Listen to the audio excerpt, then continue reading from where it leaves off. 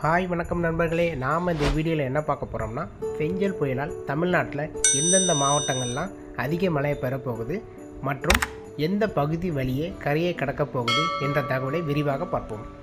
இந்த புயல் சென்னைக்கு 100 கிலோமீட்டர் தொலைவில் உள்ளது.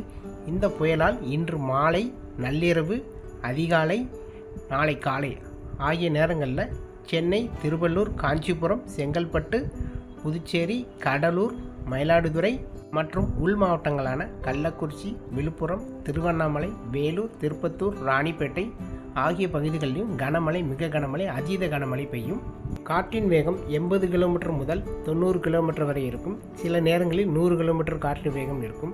இந்த புயலானது நாளை காலை தற்போது இருக்கும் பகுதியிலிருந்து பாதையை மாற்றிக்கொண்டு கரையை கடக்கும் பகுதியான மாமல்லபுரம், மரக்காணம் இடைப்பட்ட கடலோர பகுதியில் வந்து நிலை பெற்று கொள்ளும்.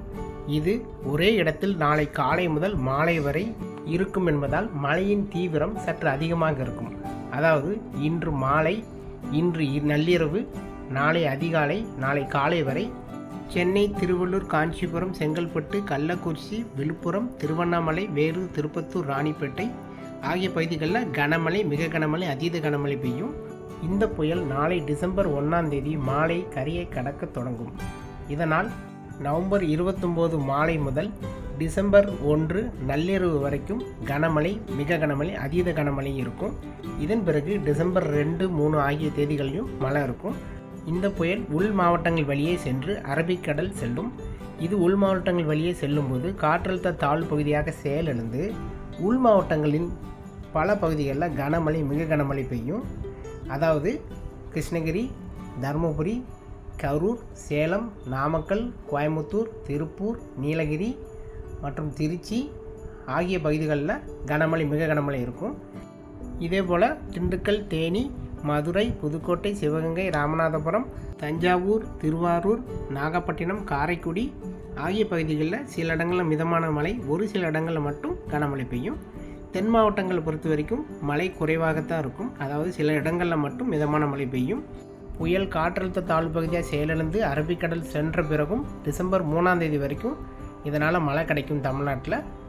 இதன் பிறகு அடுத்து வரும் காற்று சுழற்சியால் டிசம்பர் 6, 7, 8, 9 ஆகிய 4 தேதிகளில் தமிழ்நாட்டில் அனைத்து மாவட்டங்களிலும் மிதமான மழை பெய்யும்.